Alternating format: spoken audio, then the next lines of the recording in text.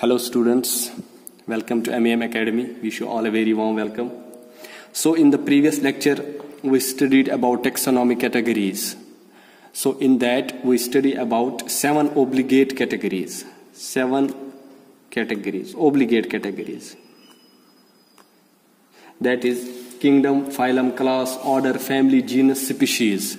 And in case of plants, in place of phylum, botanists they use division. Okay, so these 7 categories we studied them in detail also.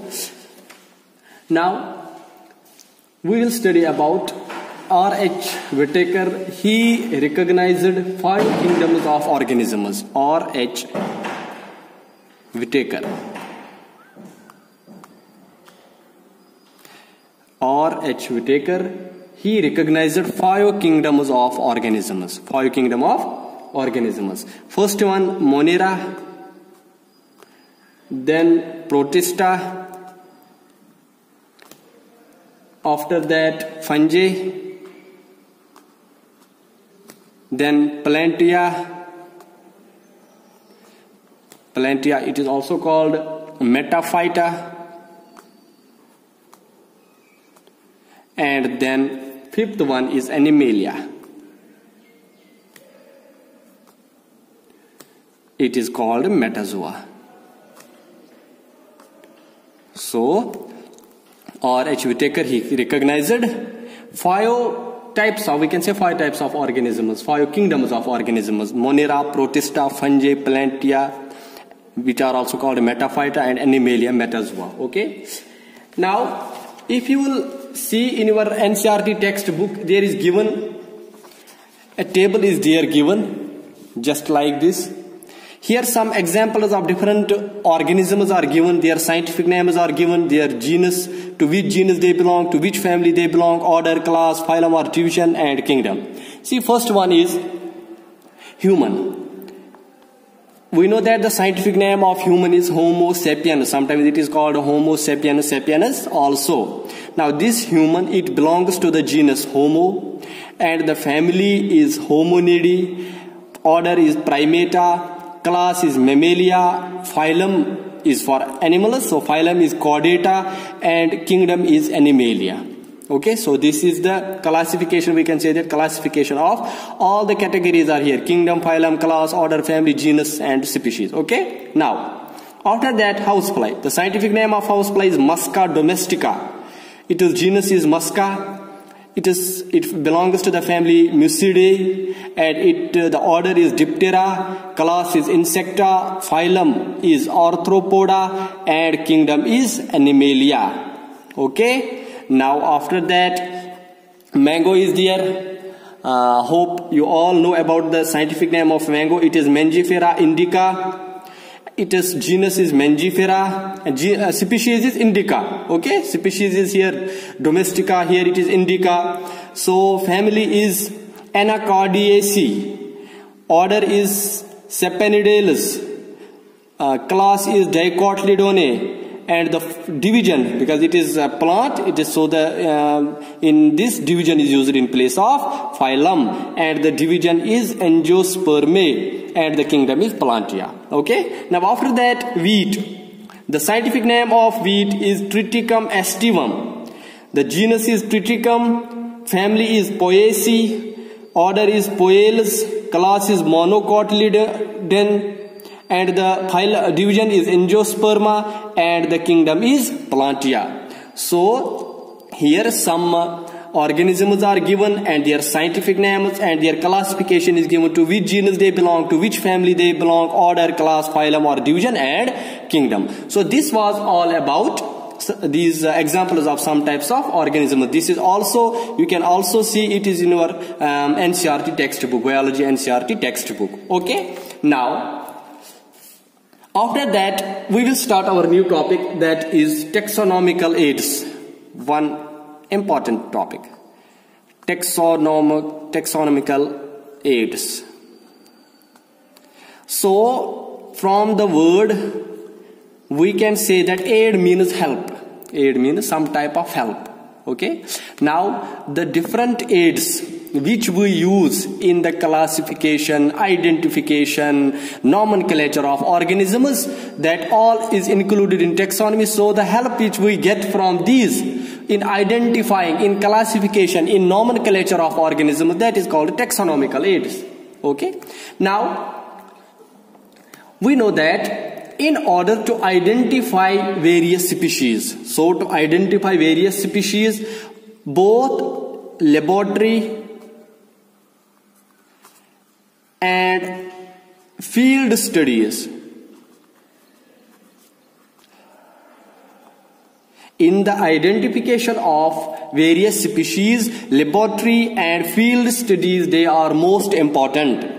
Okay, laboratory and field studies, because you can see in biology labs there are different specimens are there, you can see. So these in order to identify various types of species, laboratory and field studies, they are important. Now, the information which is gathered about the species,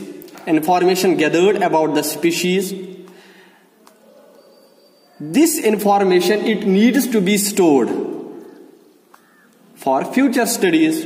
Okay, so the information which is gathered, this information, it needs to be stored for future studies. Now, so what actually is happening here, the actual specimens, they are collected, actual specimens, and preserved and stored. So the specimens, they are collected, they are preserved, and they are stored for verification. They are stored for verification if required later on. Okay, so the specimens, they are collected, preserved, and stored for verification. Okay. Now, taxonomical aids. What are taxonomical aids? Taxonomical aids are the various techniques,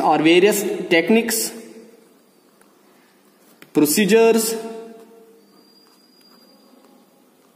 and stored information.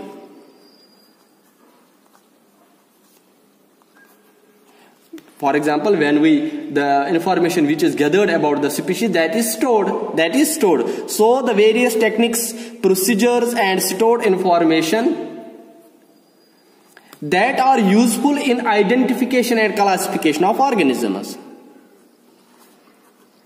Identification and classification of organisms. So, what are taxonomical aids?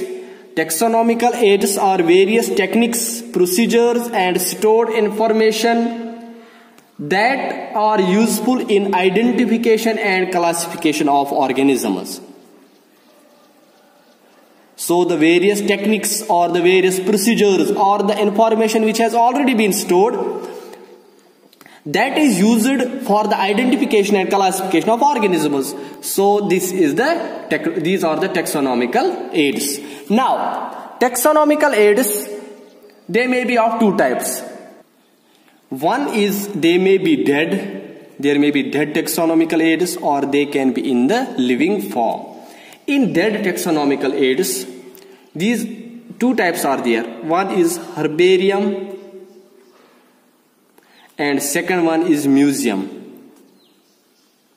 And in living taxonomical aids, they include botanical gardens,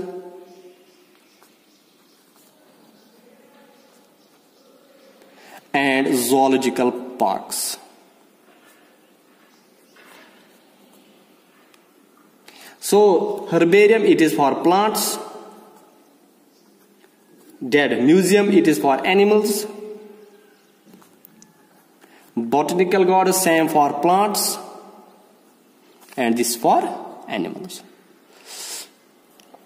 Okay. Now, so these are the taxonomical aids. These are the techniques, procedures which are used for the identification of organisms. Herbarium, museum, botanical gardens, zoological parks. Now these we will study one by one. First one is herbarium.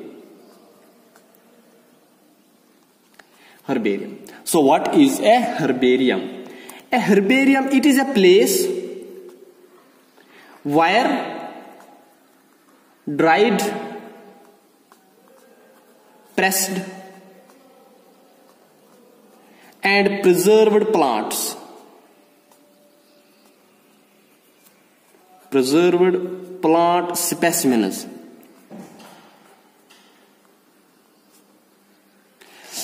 A herbarium, it is a place where dried, pressed and preserved plant specimens which are mounted on paper sheets, are kept.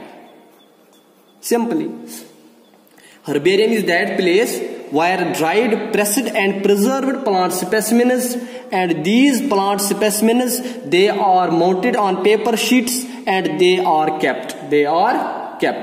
Now, these sheets, which are called herbarium sheets, these sheets, they are arranged systematically. They are arranged systematically in accordance with any accepted system of classification.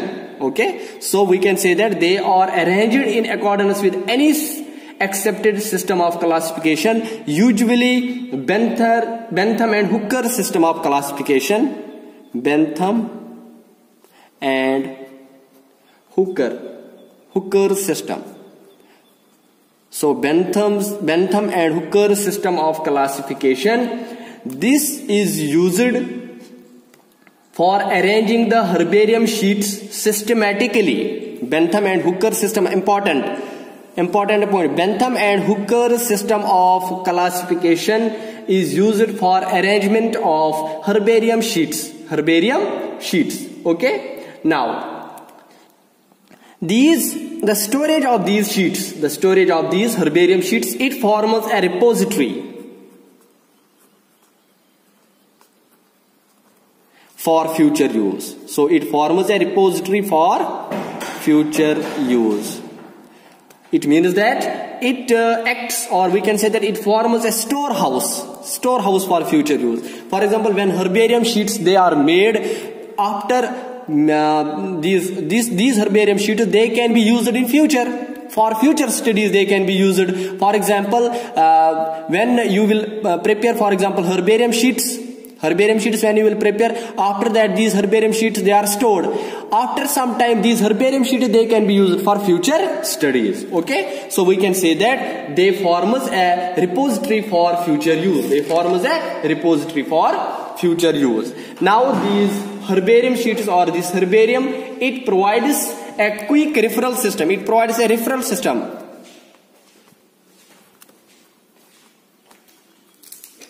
And this herbarium, it is useful for people which are involved in taxonomic studies. It is useful for people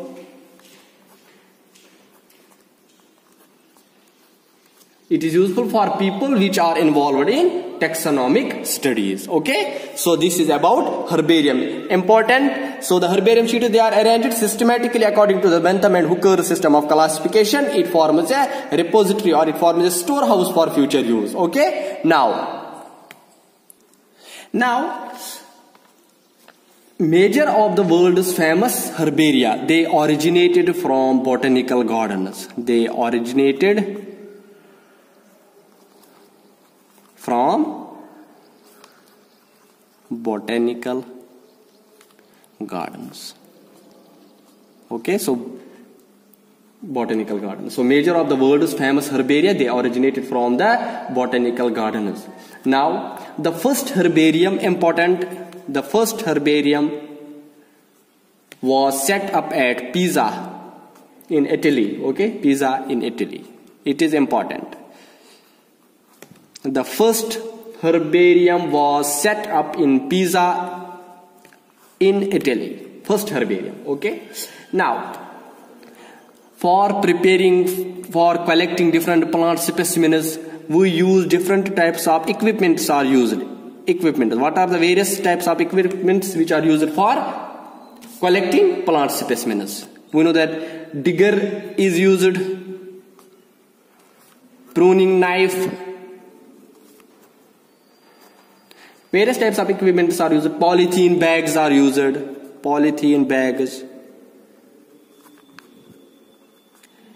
Magazines are used. Newspapers are used. Some plant press is used. field notebook is used, herbarium sheets are used. These herbarium sheets we can collect from market. These are available in markets, herbarium sheets. Glue is used, different types of equipment we use. Labels are used, polythene bags are used, vasculum is used. Vasculum, it is a container type. It is a container like, and this container it is used by botanists. Okay, for collecting plant specimens, this vasculum is it a container type. So different types of equipment are used here. Like equipments like digger, pruning knife is there, polythene bags, magazines, newspapers, glue, vasculum, etc. Okay. Now, procedure of herbarium preparation. How we will prepare a herbarium? Procedure for herbarium preparation. Procedure for herbarium preparation. See, first one is field visit and specimen collection. Field visit and specimen collection.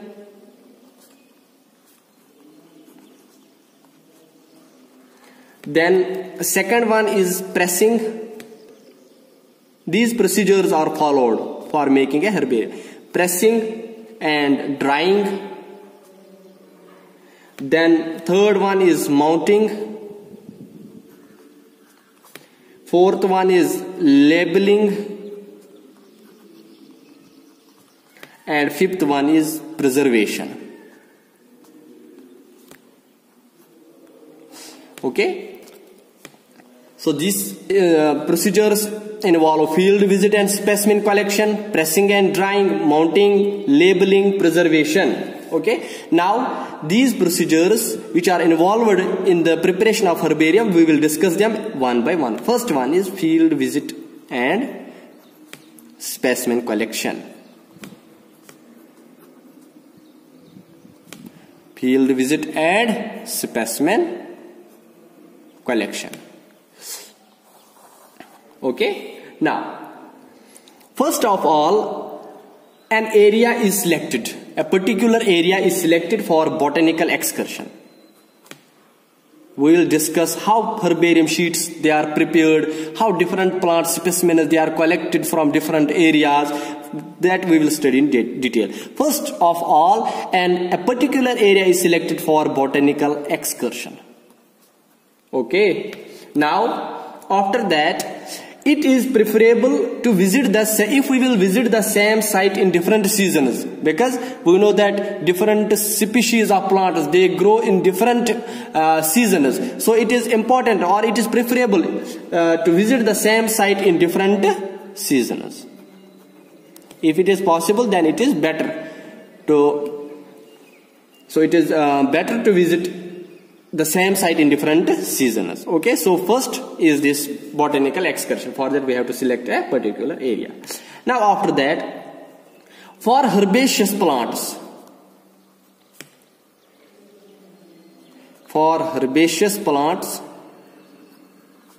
entire plant is selected. So entire plant is selected. Entire plant is selected.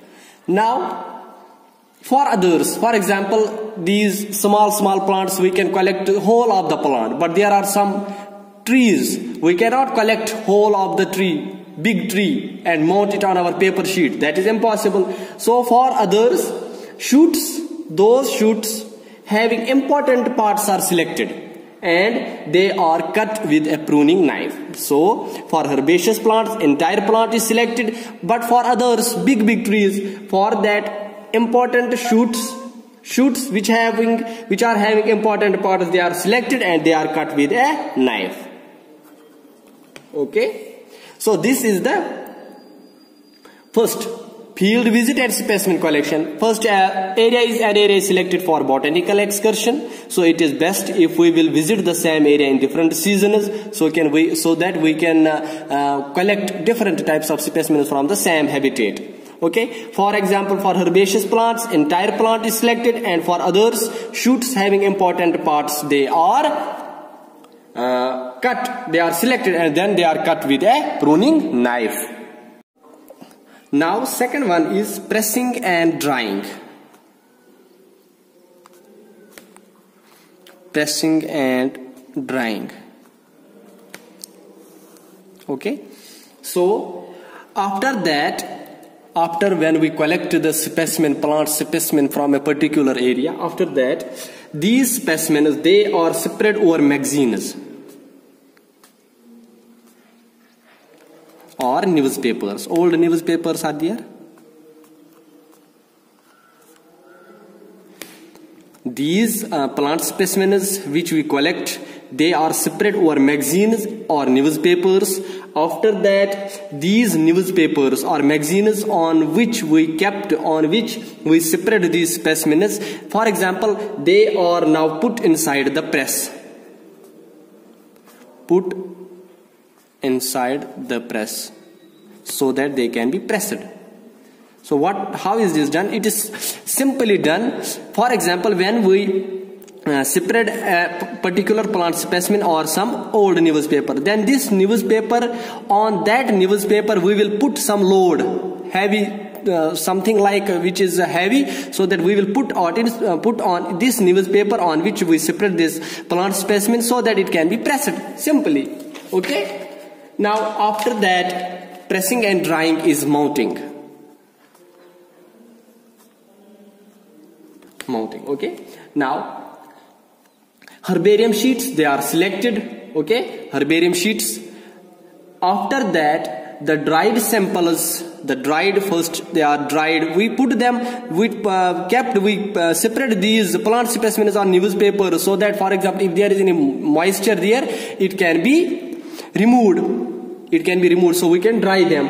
Now herbarium, after that mounting is there, herbarium sheets, they are selected. Now the dried samples or the dried plant specimens, they are placed over the sheets by glue. Herbarium sheets, they are placed over the sheets, herbarium sheets, okay, by glue. And after that, they are covered with polythene. We know that there are some delicate parts of plants may be there. So in order to prevent damage of delicate parts, we kept them. We cover these plant specimens, herbarium sheets, with polythene bags. So in what is done in mounting, first we select these herbarium sheets. After that, the dried samples, they are placed over the sheets, herbarium sheets, by glue, and we stick them with the help of glue, and then these are covered with polythene so that we can prevent damage of delicate parts. After that is labeling.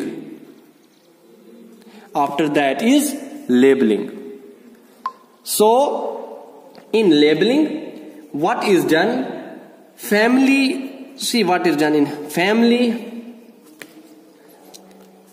to which family this specimen belongs, to which genus it belongs, and then species, and some important characteristics, from which area we collect it, on which date we collect this, and who collected this, that is the name of the collector. This is labeled.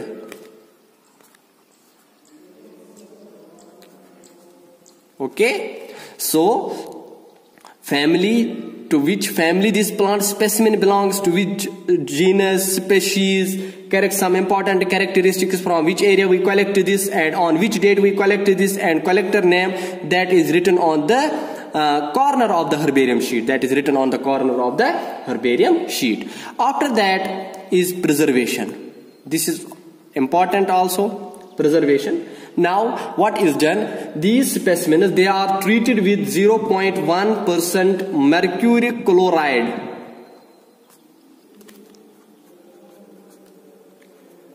To prevent fungal attack. Fungus may attack. So in order to prevent the attack of the fungus, we use these specimens. They are treated with 0.1% mercuric chloride. Now pests may also be there. So for that, DDT, dichloro, diphenyl, trichloroethane, naphthalene balls, and carbon disulfide. Carbon disulfide, they are also used, as pesticides in order to. So now, uses of herbarium. So first one is information about flora.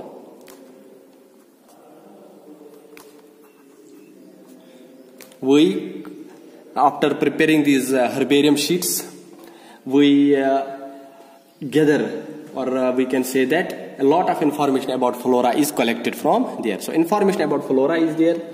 Authentic identification.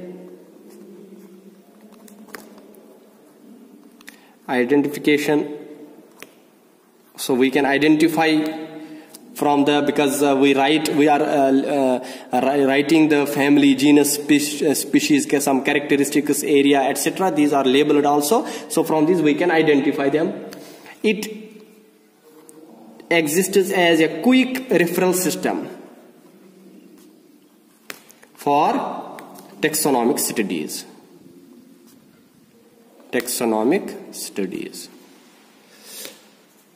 After that, repository of plant specimens. It forms a repository of plant specimens. It forms a storehouse of plant specimens.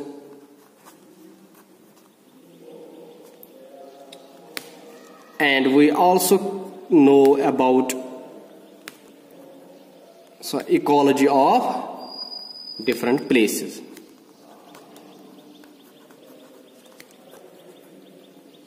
Okay, so these are the uses of herbarium. Information about flora, authentic identification, quick referral for taxonomic studies, repository of plant specimens, and knowing ecology of different places. So with the help of these we are able to know about the ecology of different places. Okay, now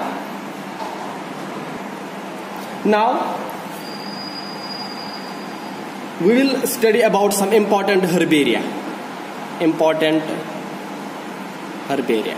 It is important to remember the names of some important herbaria. For example, first one is Royal Botanical Gardens.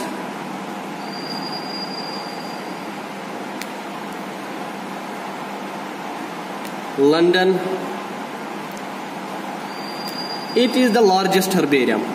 So Royal Botanical Garden is largest herbarium. Okay, in this Royal Botanical Garden 6.5 million herbarium specimens are there. 6.5 million herbarium specimens are there in Royal Botanical Gardens, which is the largest herbarium. Next one is Museum of Natural History. It is in Paris. Here in this Museum of Natural History, over 6.0 million herbarium specimens are there. After that is Central National Herbarium. HER, I will write herbarium. Indian Botanical Gardens.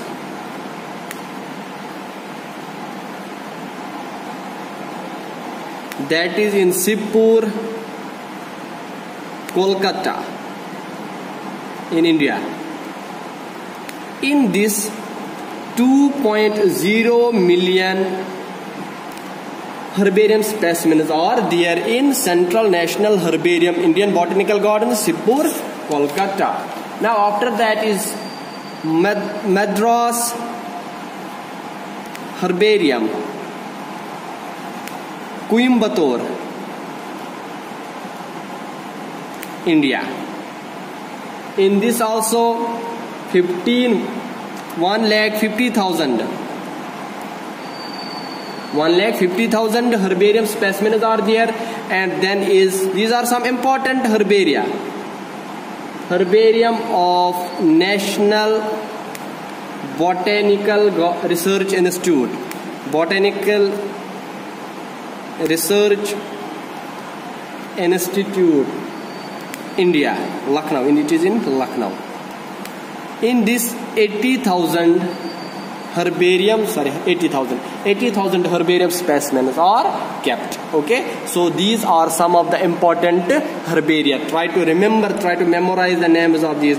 Sometimes questions may be asked from this. Okay, which is the largest herbarium? Okay, how many herbarium specimens are there in the largest herbarium, that is Royal Botanical Garden? 6.5 million. Okay, now this is about, now we will study about botanical gardens.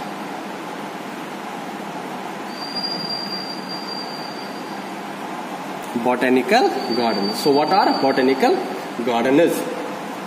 So botanical gardens, these are large sized tracts, or simply we can say that these are a large sized places where plants of different types and plants from different areas, they are grown. For which purpose? For scientific and educational purposes. Okay, so a large sized tract, or simply a large sized place where plants of different types and plants from different areas are grown for scientific and educational purposes. Okay, now these botanical gardens, they are considered as natural and economical reference system. Economical reference system. Okay, the first real botanical garden, first real botanical garden was developed by Theophrastus. First real botanical garden, it was developed by Theophrastus. This Theophrastus, it is regarded as father of botany. Okay, first real botanical garden was developed by him. Now, a botanical garden which exclusively grows trees and shrubs, that is called arboretum. That is called arboretum. So what is arboretum? It is a botanical garden exclusively growing trees and shrubs. Exclusively growing trees and shrubs. So a botanical garden exclusively growing trees and shrubs, that is called arboretum. Arboretum. Now, the most famous and the largest botanical garden is Royal Botanical Gardens, Kew, which is in London, England. One more important point is, so the most famous and largest botanical garden, B for botanical and G for garden. Okay, it is Royal Botanical Garden in London. Important. The most famous and largest botanical garden is Royal Botanical Garden, Kew, London, England. Okay, now this Royal Botanical Garden, it is extended in 200 acres of land. This Royal Botanical Garden, it was founded in 1759 by William Ayton. Okay, this is important, some important information about this Royal Botanical Garden. It is the famous and largest botanical garden, world's largest botanical garden, Royal Botanical Garden, Kew, London. And it is extended in 200 acres of land. It was founded in 1759 by William Ayton. Okay, now this was in the world, this is the largest botanical garden. Now in India, the largest botanical garden is Indian Botanical Garden, Howrah. Kolkata, Sipur, which we already mentioned. Okay, so this is in India. The largest botanical garden is Indian Botanical Garden, which is in Kolkata. Now, this botanical garden, Indian Botanical Garden in Kolkata, it was established in 1787. So this is important. It is important to memorize these about that Royal Botanical Garden. It is the world's largest and famous botanical garden. And this Indian Botanical Garden, which is in Kolkata, it is the India's largest and famous botanical garden, which was established in 1787. Now, besides, there are some other major botanical gardens are there. For example, National Botanical Research Institute is in Lucknow. National Botanical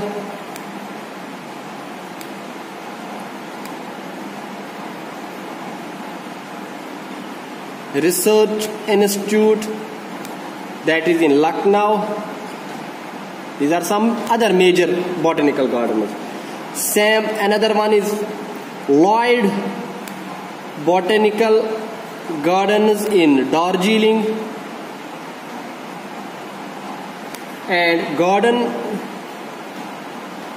of the Indian Agriculture Institute.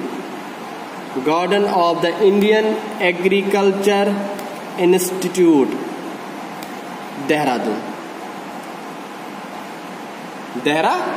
So, okay. National Botanical Research Institute in Lucknow, Lloyd Botanical Garden, Darjeeling, and Garden of the Indian Agriculture Institute, that is in Dehradun. Now, modern day botanical gardens, they contain outdoor plants,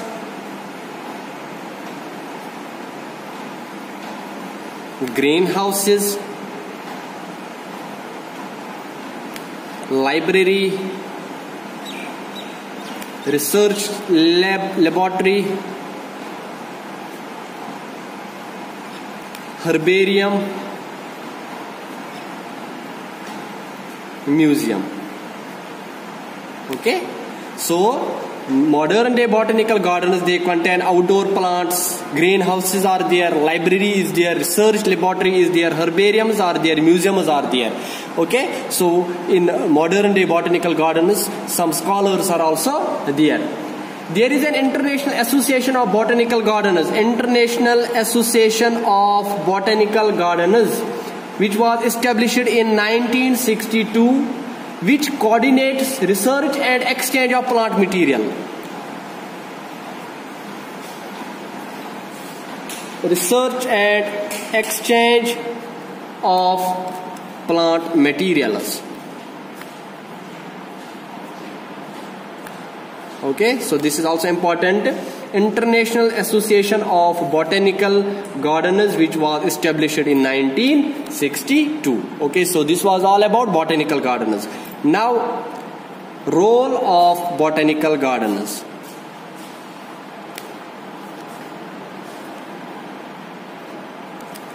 Role of botanical gardeners. Now, these botanical gardeners, they provide plant material. So we can collect plant material from these botanical gardeners for taxonomic studies.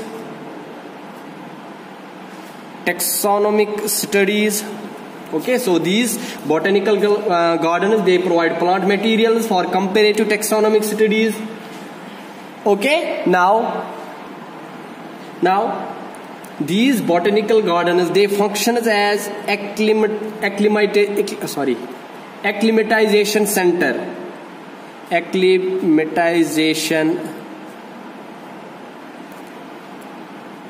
center for exotic plants. Exotic plants, foreign species, we can say the foreign species, which are for example, botanical, if we collect some foreign species, from foreign plant specimen from some other place, and then we will kept in a botanical garden. Okay, so in this, it will allow it to adjust this plant in its environment. Okay, so that is called the acclimatization center for exotic plants. Foreign plants, it provides, it functions as acclimatization center. Now, these botanical gardens, they provide materials for botanical research.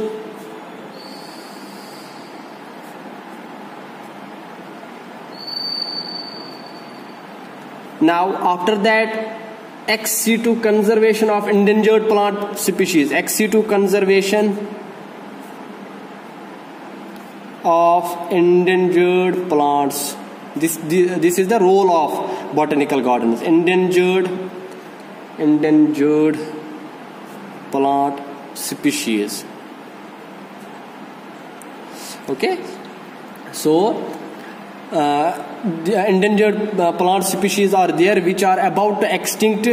In order to conserve these endangered plant species, botanical gardens, they play an important role. Now, they also help to improve the environment.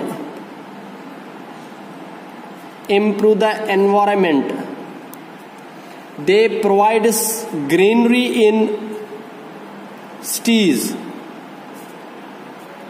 They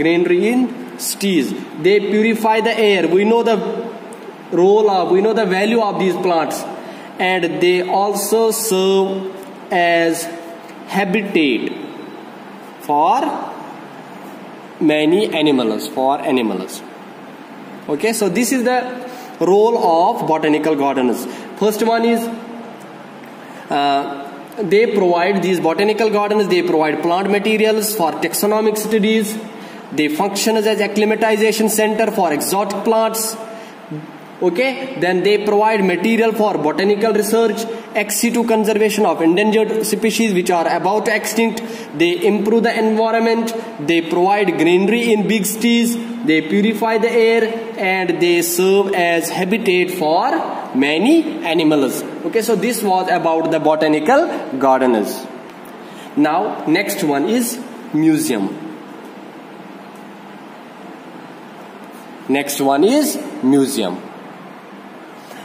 Museum is an institution where artistic and educational materials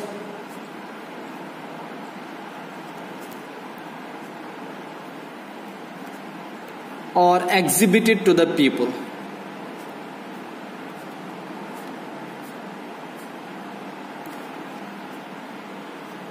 Okay, so in museums, artistic and educational material, they are shown to the people. Okay, now these museums, they are generally set up in educational institutions. Generally they are set up in educational institutes.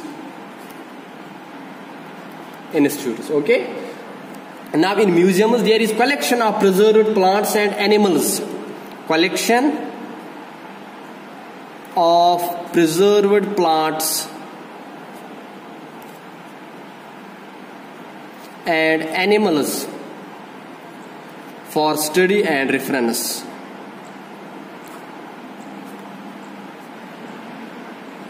Okay, so in museums there is collection of preserved plants and animals for study. Now, important point is that only those plants are preserved in museum which cannot be kept in herbaria.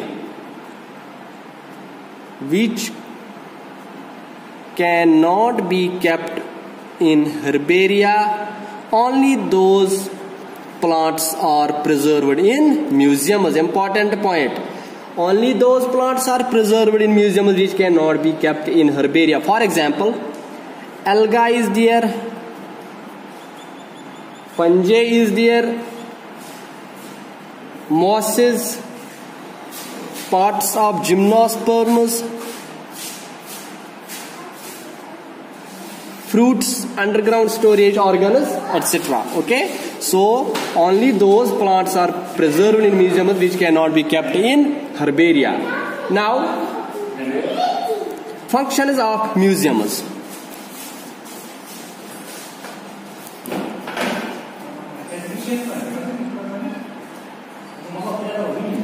See, first we know that acquisition of materials,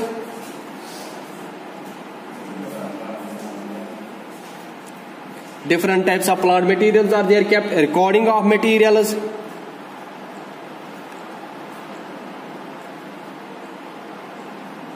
preservation of materials,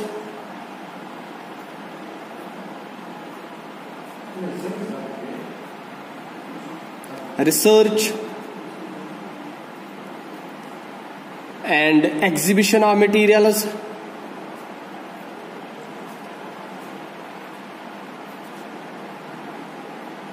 education.